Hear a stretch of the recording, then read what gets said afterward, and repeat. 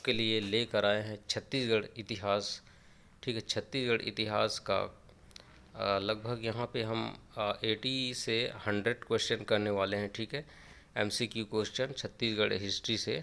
ठीक है, सबसे पहला प्रश्न देखते हैं। ठीक, इनमें से कौन सा जो है वो मध्य पाषाणकालीन स्थल है। ठीक है, आपके ऑप्शन यहाँ पे देख सकते हैं, सोनबरसा, गढ़धनौरा, धनपुर और अर्जुनी। ठीक है, तो कौन सा जो है मध्य पाषाणकालीन स्थल है इसमें से, तो इसमें उत्तर होगा गढ़धनौरा। ठीक है, कौन सा उत्तर होगा, गढ़धनौरा।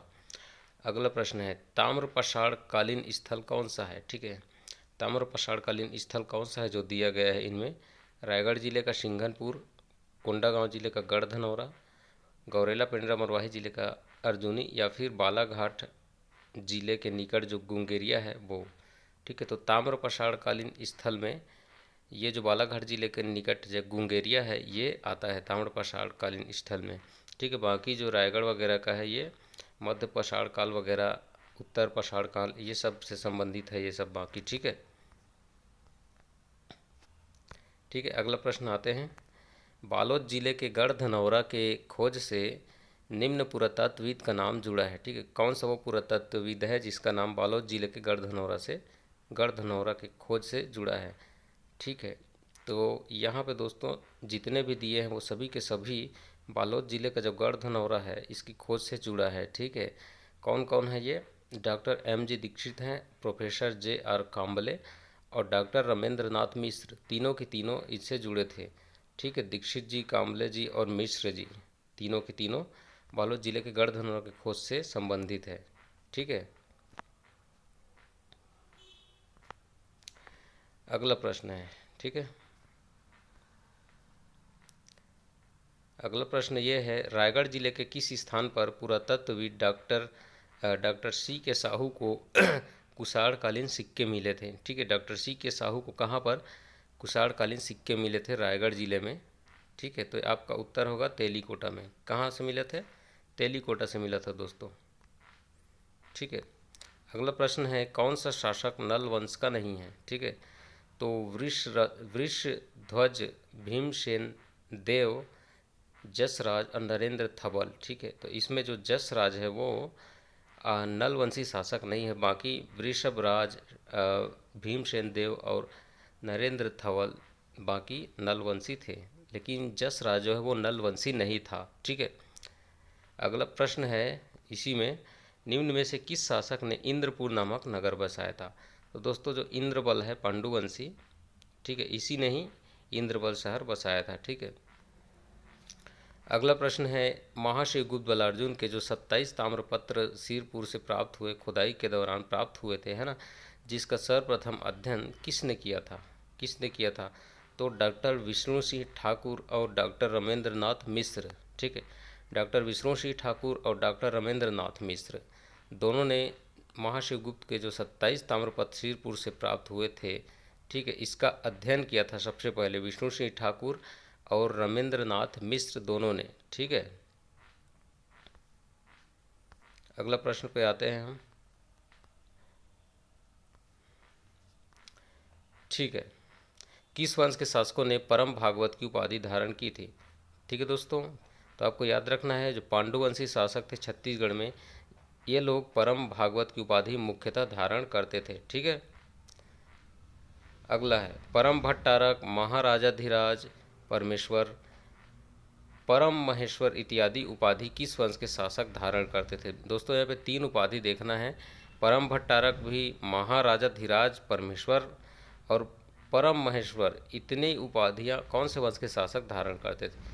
तो यहाँ पे आपको ऑप्शन में लेना है उड़ीसा के सोमवंश। यहाँ माइकल के सोमवंश भी दिए हैं, कांकेर के सोमवंश भी, लेकिन आपको आंसर क्या लेना है, उड़ीसा का सोमवंश। लोग परम भट्टारक, महाराजाधिराज, परमेश्वर और परम महेश्वर की उपाधि धारण करते थे, उड़ीसा वाले जो सोमवंशी थे वो। ठीक है,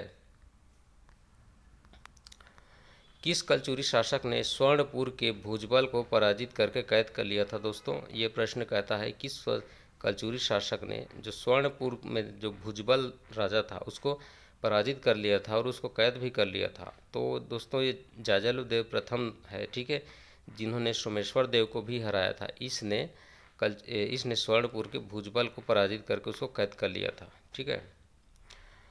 अगला प्रश्न है, कलचुरी कालीन प्रशासनिक इकाई मंडल, इसका प्रमुख अधिकारी कौन होता था? तो दोस्तों मांडलिक। ठीक है, मांडलिक जो है ये मंडल का प्रमुख होता था कलचुरी कालीन प्रशासनिक इकाई में। ठीक है, मांडलिक।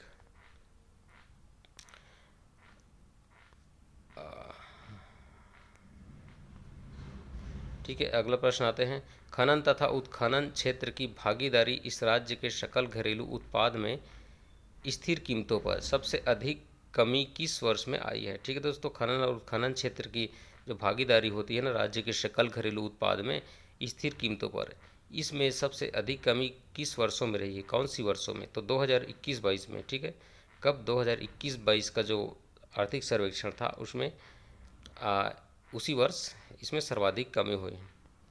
ठीक, अगला प्रश्न, इस राज्य का मुहावरा है दोस्तों अदरमा फाटना। अदरमा फाटना। ठीक है, इसका अर्थ क्या होता है? तो इसका अर्थ होता है वज्रपात। क्या अर्थ होता है इसका? वज्रपात होता है। अदरमा फाटना, वज्रपात होना। ठीक,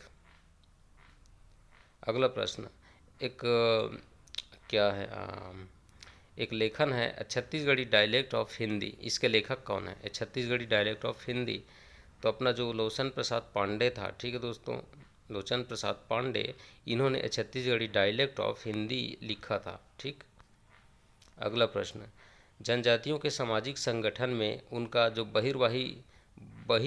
बहिर्विवाह समूह होता है उसको क्या कहा जाता है? ठीक दोस्तों, तो उसे गोत्र कहा जाता है, यानी अपने गोत्र से बाहर दूसरे गोत्र में विवाह करना। ठीक है, बहिर्विवाही समूह, इसे गोत्र के नाम से जाना जाता है। दोस्तों इस राज्य में टाइगर रिजर्व की संख्या कितनी है? तो अब टाइगर रिजर्व की संख्या हो गई है 4। कितना? 4। इस राज्य की प्रबल योजना, ठीक है दोस्तों, इसका संबंध किससे है? किस समस्या से है? तो याद रखना दोस्तों कुपोषण। ठीक है, बिजली जल से नहीं है, कुपोषण से है प्रबल योजना का संबंध। ठीक, अगला प्रश्न, इस राज्य में ब्रिटिश साम्राज्य के प्रारंभिक चरण में किए गए कार्यों में असत्य कौन सा है? ठीक है, जो ब्रिटिश साम्राज्य के प्रारंभिक चरण में जो कार्य किए गए थे, ठीक है, अपने राज्य में छत्तीसगढ़ में, उसमें असत्य कौन सा है? तो भूमि राजस्व का 3 साल बंदोबस्त लागू करना, या 1862 ईस्वी में छत्तीसगढ़ का संभाग का गठन किया गया। ठीक है, पुरानी प्रशासनिक व्यवस्था को लागू करना, तो ये जो है दोस्तों पुरानी प्रशासनिक व्यवस्था ये उसमें शामिल नहीं है। ठीक है, बाकी ये जो शामिल है भूमि राजस्व का 3 साल के लिए बंदोबस्त लागू किया गया था। ठीक है, और 1862 ईस्वी में छत्तीसगढ़ जो है वो संभाग बन गया था। ठीक है, तो प्रश्न बोला था इस राज्य में ब्रिटिश साम्राज्य के प्रारंभिक जो चरण था छत्तीसगढ़ में, इसमें किए गए कार्यों के बारे में कौन सा शामिल नहीं है, सत्य है, ऐसा बोला था। ठीक है, अगला प्रश्न, कलचुरी कालीन अस्थायी कर अर्थदंड या जुर्माने की राशि को किस नाम से जाना जाता था? तो दोस्तों इसे सेवई के नाम से जाना जाता था। ठीक है, टकोली शायर कलाई इसे नहीं कहते थे, इसे सेवई बोला जाता था। ठीक है, प्रश्न क्या था? कलचुरी कालीन अस्थायी कर अर्थदंड या जुर्माने की राशि जो होता था इसको किस नाम से जाना जाता था? तो सेवई के नाम से जाना जाता था, सेवई। ठीक है, कलचुरी कालीन मुद्रा प्रणाली में 16 दोगानी किसके बराबर होता था? 16 दोगानी किस समय? कलचुरी काल में। ठीक है, तो ये जो है दोस्तों 1 रुपया के बराबर होता था। जैसे पहले बोलते थे ना 16 आने सच है, यानी पूरे 1 रुपया सच है, तो ये 1 रुपया है। ठीक है, 16 दगानी के बराबर 1 रुपया होता था। सुहागपुर का विद्रोह में कौन शामिल था दोस्तों? तो सुहागपुर का जो विद्रोह हुआ था ना, इसमें गुरूर सिंह और रणमंत सिंह और रंगाजी बापू, ठीक है, सभी के सभी शामिल थे। कहाँ?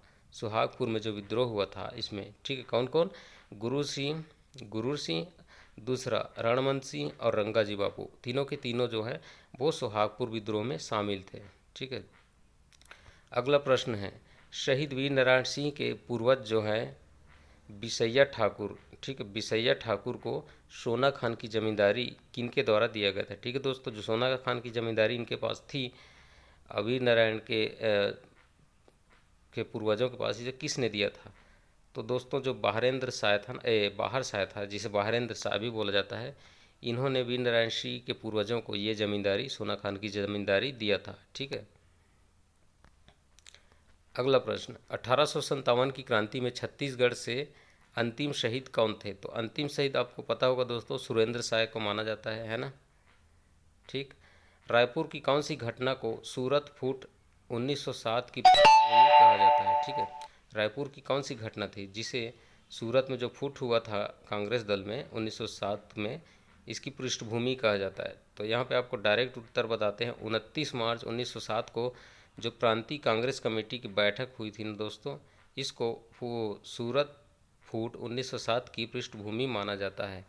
ठीक है, 29 मार्च 1917 को प्रांतीय कांग्रेस कमेटी की बैठक जो हुआ था ना, इसे पृष्ठभूमि माना जाता है सूरत फूट 1907 के बारे में। ठीक है।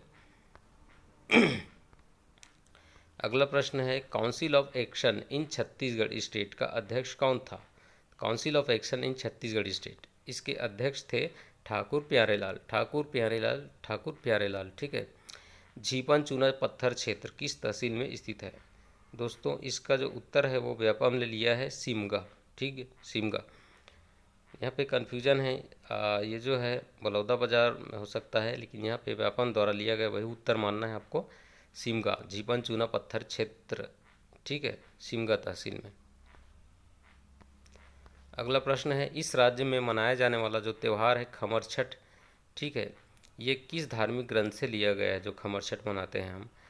दोस्तों याद रखना महाभारत से, आपको रामायण वगैरह टिक नहीं करना है, टिक करना है महाभारत। छत्तीसगढ़ के प्रथम पुरातत्ववेत्ता कौन है? तो हमने जो लोचन प्रसाद पांडे बताया, ठीक है, जिन्होंने छत्तीसगढ़ी डायलेक्ट ऑफ हिंदी लिखा था, इन्हें छत्तीसगढ़ का प्रथम पुरातत्ववेत्ता कहा जाता है, लोचन प्रसाद पांडे जी को। ठीक है। अगला प्रश्न, छत्तीसगढ़ के प्रथम इतिहासकार कौन है? तो इतिहासकार अगर पूछे तो आपको बाबू रेवाराम लेना है। ठीक है, कौन लेना है? बाबू रेवाराम, क्योंकि बाबू रेवाराम को देखेंगे तो जो प्राचीन अपने यहाँ छत्तीसगढ़ में जो राजा वगैरह थे, इनके यहाँ ये लेखन का कार्य भी उनके बारे में करते रहे हैं। ठीक है।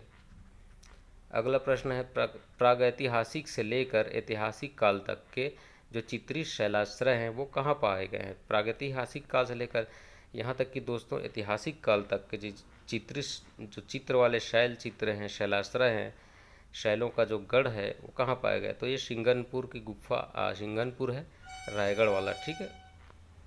रायगढ़ में ही दोस्तों कबरा पहाड़ है। तो बोल रहे हैं कि रायगढ़ के कबरा पहाड़ से किस युग के औजार मिले हैं? ठीक है दोस्तों, तो यहाँ पे जो पषाण युग है, पत्थरकालीन युग जिसे पषाण युग बोला जाता है, वहाँ के औजार प्राप्त हुए हैं पषाण युग के कबरा पहाड़ से। ठीक है।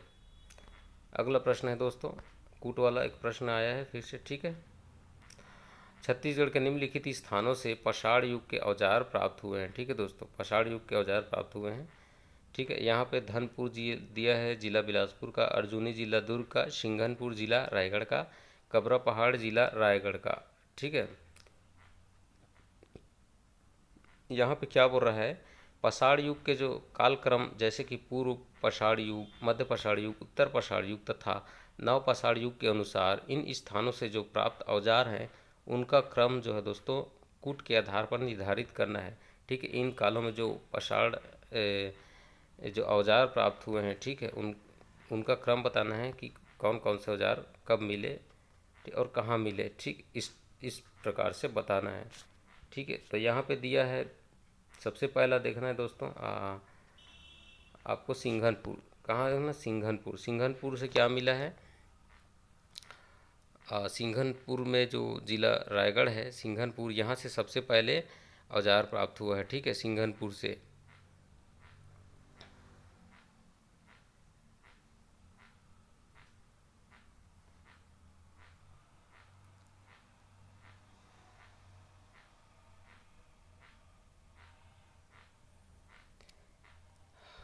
धनपुर जिला बिलासपुर। ठीक है, धनपुर जिला बिलासपुर, धनपुर जिला बिलासपुर, यहाँ से क्या प्राप्त हुआ है? तो सबसे पहले तो दोस्तों सिंघनपुर ही याद रखना है कि सिंघनपुर जिला जो रायगढ़ में है ना, वहीं से सबसे पहले औजार प्राप्त हुए। उसके बाद दोस्तों आपको देखना है कबरा पहाड़। ठीक है, सिंघनपुर के बाद कबरा पहाड़ से औजार प्राप्त हुए, कबरा पहाड़ जिला जो कि रायगढ़ में है।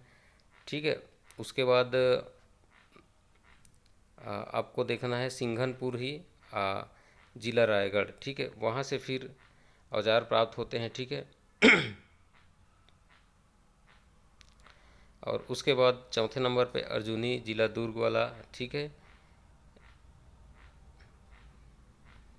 ठीक है दोस्तों, तो इस प्रश्न में थोड़ा कन्फ्यूजन है, इसे हम फिर से लाएंगे कभी, ठीक है। अगला प्रश्न में आते हैं। छत्तीसगढ़ में 1953 में सिरपुर का प्रथम पुरातात्विक उत्खनन कार्य जो है किसके निर्देशन में किया गया था? छत्तीसगढ़ में 1953 में सिरपुर का प्रथम पुरातात्विक उत्खनन जो कार्य किया गया था किसके निर्देशन में किया गया था? ठीक है, तो इसका उत्तर है मोरेश्वर दीक्षित। मोरेश्वर दीक्षित के निर्देशन में किया गया था। 1953 में सिरपुर का प्रथम बार उत्खनन किया गया था, पुरातात्विक उत्खनन मोरेश्वर दीक्षित के निर्देशन में, ठीक। दोस्तों प्रश्न थोड़ा सा मिट गया है, इसमें बोला है कि राम ने दक्षिण कोसल का राज्य किसे दिया था? तो कुश को दिया था। किसको? कुश को सौंपा था। किस ग्रंथ में छत्तीसगढ़ क्षेत्र का उल्लेख नहीं है? दोस्तों रामायण, पुराण और महाभारत, इन सभी में छत्तीसगढ़ का उल्लेख है, लेकिन ऋग्वेद काल जो है छत्तीसगढ़ से संबंधित नहीं था, इसलिए ऋग्वेद में छत्तीसगढ़ का उल्लेख नहीं है, ऐसा बोलते हैं, ठीक है। अगला प्रश्न है, महाकांतार की पहचान किससे की जाती है? ठीक है दोस्तों, तो बस्तर और जो सिहावा का जंगली प्रदेश है ना, उसे महाकांतार कहा जाता था, ठीक है।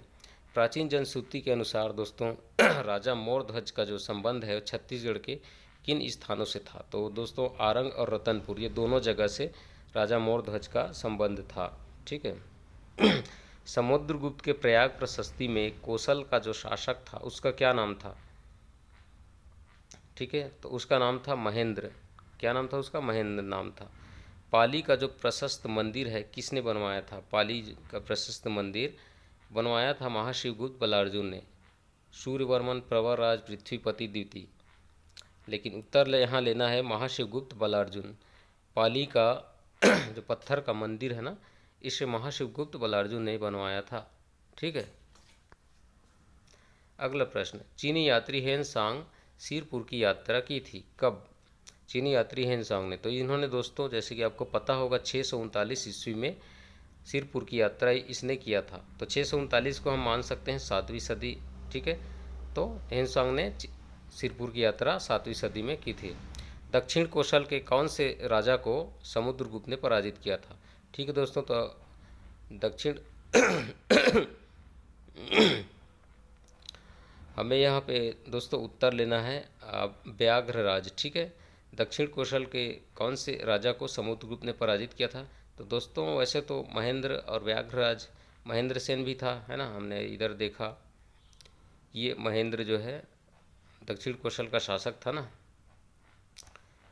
तो ठीक है, तो हम यहाँ पे उत्तर लेंगे व्याघ्रराज, ठीक है। और महेंद्र सेन दोनों को इसने पराजित किया था।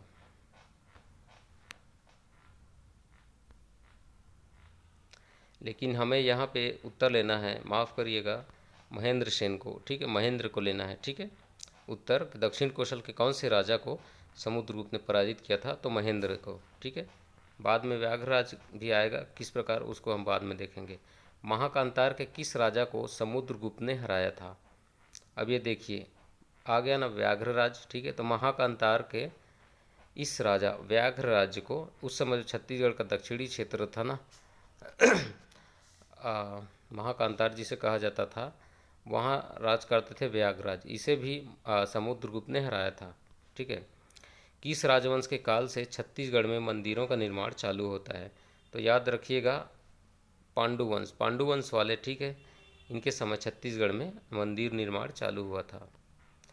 दोस्तों यहाँ पे कूट वाला प्रश्न है, बस्तर के छिंदक नाग वंश जो थे राजवंश, इनके कौन कौन से शासक थे? जो प्रमुख शासक यहाँ पे दिए गए हैं, तो यहाँ पे दोस्तों सोमेश्वर देव, कन्हर देव और जय सिंह देव, तीनों के तीनों जो है दोस्तों बस्तर के जो छिंदक नागवंश थे ना, उनसे संबंधित थे।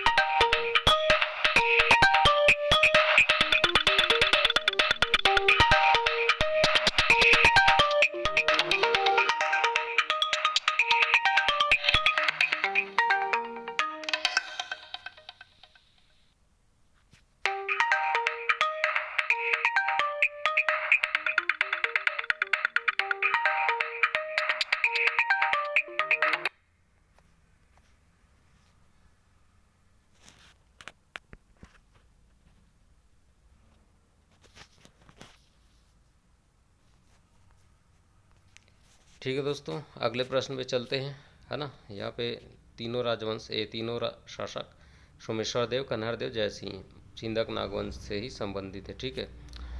ब्रितानी सरकार द्वारा किस वर्ष आपराधिक जनजाति अधिनियम पारित किया गया था?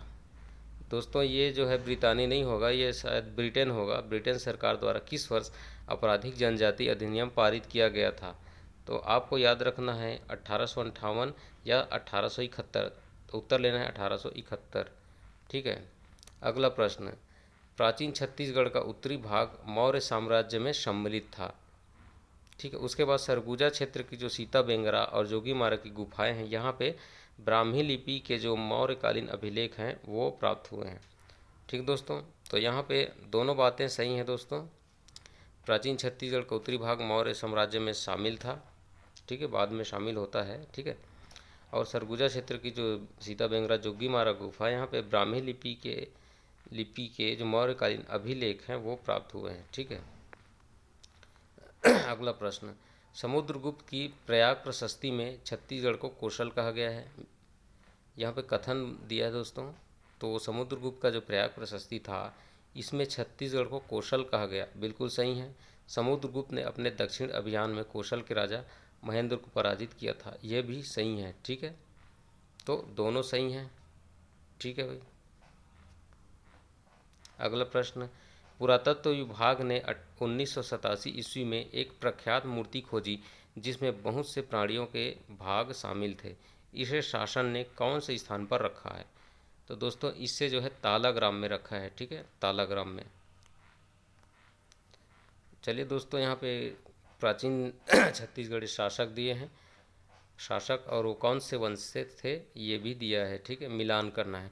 तो नल वंश सबसे पहला, तो नल वंश जो है दोस्तों स्कंद वर्मन। ठीक है, नल वंश से संबंधित था। सरपुरी शासक कौन था? तो ये था सुखदेवराज। सुखदेवराज सरपुरी शासक था। और पांडु वंश के शासक कौन था? तो वो था तीवरदेव। ठीक है। सोमवंश का शासक था शिवगुप्त। शिवगुप्त कौन था? सोमवंश का शासक। ठीक, तो इस प्रकार 4 शासक और 4 वंश दिए थे यहाँ पे। ठीक है। अगला प्रश्न, छत्तीसगढ़ के महासमुंद जिले के किस शहर की हेन सांग ने 7वीं शताब्दी में यात्रा की थी? दोस्तों हमने अभी बताया, सिरपुर की। कवर्धा महल डिजाइन और निर्मित किसके द्वारा किया गया था? ठीक है, कवर्धा महल का डिजाइन और निर्मित किसने किया था उसके डिजाइन को? तो महाराजा धर्मराज। ठीक है, महाराजा धर्मराज सिंह के द्वारा किया गया था। ठीक। अगला प्रश्न, दोस्तों हेन सांग ने यात्रा की थी, किसकी यात्रा की थी? तो दोस्तों यहाँ पे याद रखेगा, हेन सांग ने मल्हार की भी यात्रा की थी। ठीक है। सरबपुरी अमरार कुल के शासक किस धर्म का पालन करते? ठीक है दोस्तों, जो सरबपुरी शासन था, जिन्हें अमरार कुल भी शासक भी बोला जाता था, ठीक है, ये किस धर्म का पालन करते थे? तो ये दोस्तों वैष्णव धर्म, विष्णु धर्म का पालन करते थे। ठीक है। यहाँ पे दोस्तों फिर से आ गया शासन और शासक मिलान करने के लिए।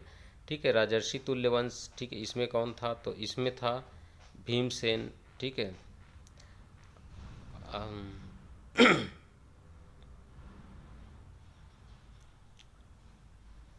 शरभपुरी वंश में था प्रसन्न मात्र।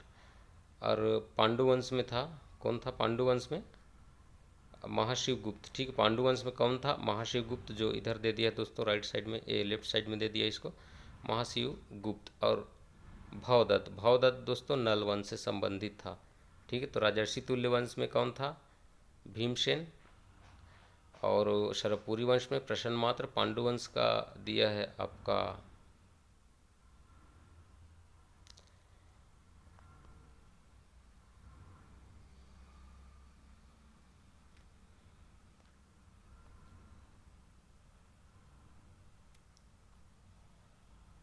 महाशिवगुप्त। ठीक है।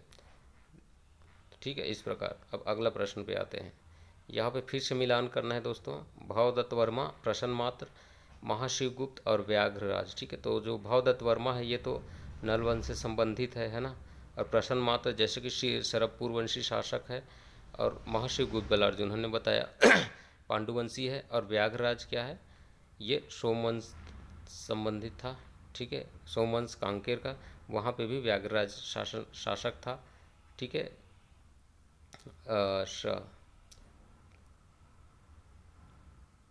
द का क्या दिया है, यहाँ पे द का दिया है यहाँ पे 2, ठीक है। ठीक है, तो ये व्याघ्रराज अर्थात सोमवंश। तो इस प्रकार भवदत्त वर्मा नलवंश, प्रसन्नमात सरबपुरी वंश, महाशिवगुप्त पांडुवंश, व्याघ्रराज सोमवंश कांकेर का। अगला प्रश्न फिर से मिलान करना है दोस्तों यहाँ पे, ठीक है। नल वंश तो यही भवदत्त वर्मा, फिर से मिलान करिए। शरभपुरी वंश जो प्रश्न मात्र है वहाँ मिलान करिए। पांडुवंश हर्षगुप्त भी था पांडुवंश में, तो हर्षगुप्त।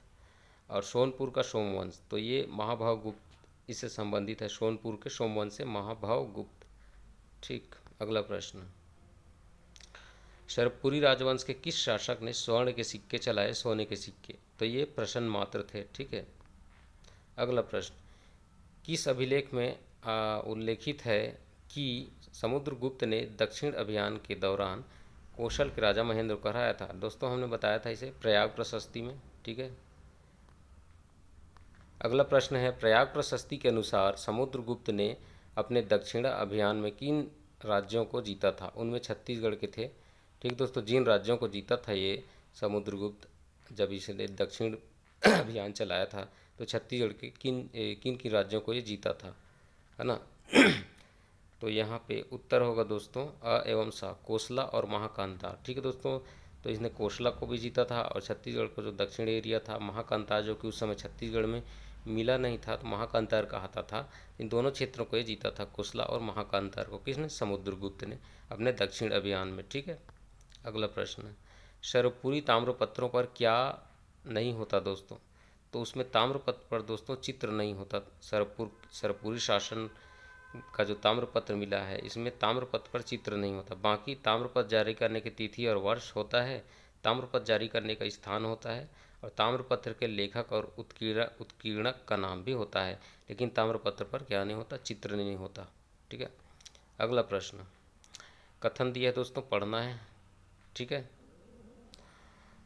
इसमें दिया है सिरपुर का लक्ष्मण मंदिर शरभपुरी शासकों ने बनाया। बिल्कुल नहीं दोस्तों, ये गलत है।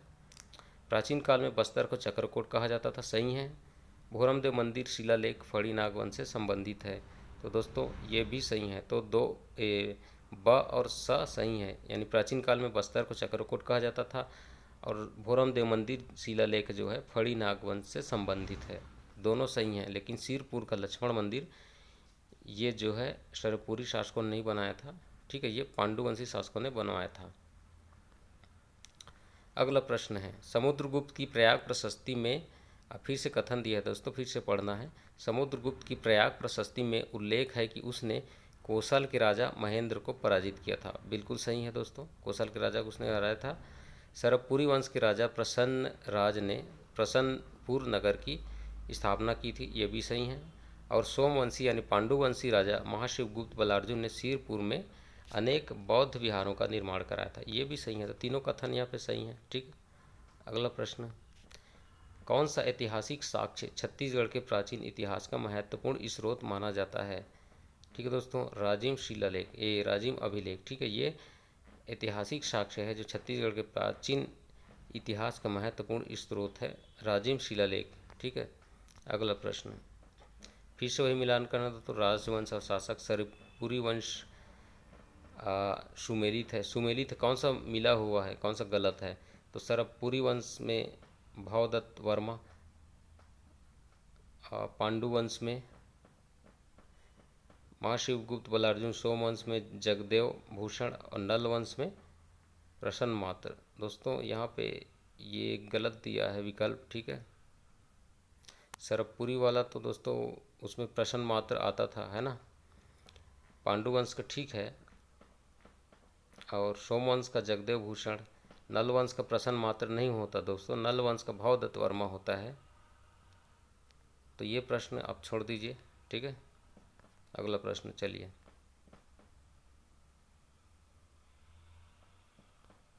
यहाँ पे ऑप्शन उत्तर लिया गया था पांडुवंश का, महाशिवगुप्त बलार्जुन। अच्छा दोस्तों, सुमेलित है बोला है ना, हाँ तो ये सुमेलित था, ठीक है। पांडुवंश का शासक कौन था? महाशिवगुप्त बलार्जुन। बाकी शरभपुरी वंश भवदत्त तो नहीं था, सोमवंश में जगदेव भूषण भी नहीं था, नल वंश में प्रसन्न मात्र नहीं था, तो ये सुमेलित नहीं है। सुमेलित था सिर्फ बी, ठीक है। अगला प्रश्न, कौन सी जोड़ी छत्तीसगढ़ के करद राज्य एवं उनके राजवंश से सुमेलित नहीं है। करद राज्य यानी ये जो राज्य थे वो क्या करते थे, अलग से टैक्स देते थे शासकों को, राजाओं को, ठीक है। उनमें कौन से राज्य हैं ये जो सुमेलित नहीं है, ठीक है दोस्तों। तो राजनांदगांव का कुशवाहा ये सुमेलित नहीं है। बाकी सरगुजा का रक्षेल चौहान और बस्तर का काकती वंश और कवर्धा का राजगोंड, ठीक है, ये सभी करत राज्य थे, कर देते थे शायद मराठों को, है ना। ठीक है, अगला प्रश्न आते हैं। प्राचीन काल में छत्तीसगढ़ में शासन किया उनका सही क्रम क्या है, ठीक है। तो ये जो शासक राजवंश थे इन्होंने प्राचीन छत्तीसगढ़ में शासन किया, इनका क्रम क्या है, ठीक है। तो सबसे पहले राजर्षि तुल्य वंश ने शासन किया, बीच बीच में और कुछ वंश आए, ठीक है, लेकिन यहाँ पे प्रमुखता जो दिया है उसमें से ही क्रम आपको बताना है। उसके बाद नल वंश ने शासन किया, ठीक है। फिर सरबपुरी वंश वाले आए, उसके बाद चक्रकोट या नागवंश जो बस्तर में थे, है ना। तो सबसे पहले राजर्षि तुल्य वंश, फिर नल वंश, फिर सरबपुरी वंश, फिर चक्रकोट नागवंश, ठीक है। अगला प्रश्न, रतनपुर का कौन सा एक प्राचीन नाम सही नहीं है। दोस्तों अम्बापुरी सही नहीं है, बाकी रतनपुर को रत्नावलीपुरी, मणिपुरी और रतनपुर कहते थे। दोस्तों ये आया है समुद्रगुप्त दक्षिण अभियान में पराजित कौशल राज्य का राजा था, व्याघ्रराज, है ना। ये फिर से आया वो प्रश्न। अब यहाँ है दोस्तों प्रश्न, सातवाहन काल में रोम के सोने के सिक्के बिलासपुर जिले के किस स्थान से प्राप्त हुए हैं, जिससे पता चलता है कि उस काल में भारत का व्यापार रोम से होता था, ठीक है दोस्तों। सातवाहन काल में रोम के सोने के सिक्के बिलासपुर जिले के एक स्थान से मिला दोस्तों, कहाँ से, चकरबेड़ा से, ठीक है। इससे पता चलता है कि उस समय भारत का रोम से व्यापार होता था, ठीक है, सातवाहन काल के संबंध में। अगला प्रश्न है, छत्तीसगढ़ में कहाँ से कुषाण वंश के सिक्के मिले हैं दोस्तों। तो दोस्तों कुषाण वंश का सिक्के बिलासपुर है, ठीक है ना, यहीं से बिलासपुर से ही कुषाण वंश के भी सिक्के मिले हैं, ठीक है। अगला प्रश्न है, रिद्धिपुर ताम्रपत्र और केसरी बेड़ा ताम्रपत्र, ठीक है, जो कि दक्षिण कौशल के किस राजवंश के सशक्त ऐतिहासिक प्रमाण है। तो दोस्तों जो अपने नल वंश था ना, इससे संबंधित है रिद्धिपुर ताम्रपत्र और केसरी बेड़ा ताम्रपत्र, ठीक है। चीनी यात्री हेन सांग छत्तीसगढ़ में किस राजवंश के समय आया था। तो दोस्तों पांडु वंश का शासन चल रहा था ना, जब ये चीनी यात्री आए थे चिंग चांगदोक, तो उस समय पांडुवंशी राजा शासन करते थे, ठीक है। तीवर देव अनुयायी था, किसका अनुयायी था। तो तीवर देव दोस्तों जो पांडुवंशी शासक है ना, ये वैष्णव धर्म का अनुयायी था, ये वैष्णव धर्म को मानते थे तीवर देव, ठीक है। अगला प्रश्न, बस्तर के कोरापुट के राजवंशी राज्य का अंत किसने किया, ठीक है। तो बस्तर में जो कोरापुट के राजवंशी राज्य था उसका अंत किसने किया। तो काकती जो थे ना, इन्होंने, काकती जो कि छत्तीसगढ़ से बाहर से आए थे, ठीक है, दक्षिण क्षेत्रों से, तेलंगाना वगैरह से, इन्होंने बस्तर के कोरापुट राजवंश का अंत कर दिया, ठीक है, काकतियों ने, ठीक है। बस्तर स्थित चक्रकोट निम्न में से एक वंश की राजधानी थी। तो दोस्तों बस्तर की जो चक्रकोट है किसकी राजधानी थी। तो दोस्तों हमने जो बताया छिंदक नागवंशी जो थे ना, इनकी राजधानी थी चक्रकोट, ठीक है। कांकेर के सोमवंश का संस्थापक कौन था। तो सिंहराज को माना जाता है कांकेर के सोमवंश का संस्थापक, ठीक है। कौन, सोमवंश का संस्थापक कौन, सिंहराज। और कहाँ का सोमवंश, कांकेर का सोमवंश, ठीक है। भोरमदेव मंदिर का निर्माण हुआ फड़ी नागवंश के काल में, फड़ी नागवंश के काल में भोरमदेव का निर्माण होता है मंदिर का, ठीक है। राजनांदगांव रियासत में किस वंश का शासन था। तो दोस्तों बैरागी नरेश जो था ना, उसका शासन था राजनांदगांव में। रतनपुर के किस शासक को मुगल सम्राट जहांगीर की हाजिरी में 8 वर्षों तक रहना पड़ा था दोस्तों। तो ये था राजा कल्याण साय, ठीक है ना। ये जो है जहांगीर की हाजिरी में या उनके दरबार में 8 वर्षों तक रहा था, ठीक है दोस्तों। तो हमने इस वीडियो में देखा लगभग 100 प्रश्न देखे दोस्तों, ठीक है, इस वीडियो में। इसी तरह हम छत्तीसगढ़ जीके का MCQ लाते रहेंगे, ठीक है। आप चैनल को सब्सक्राइब करें और लाइक करें, ठीक है।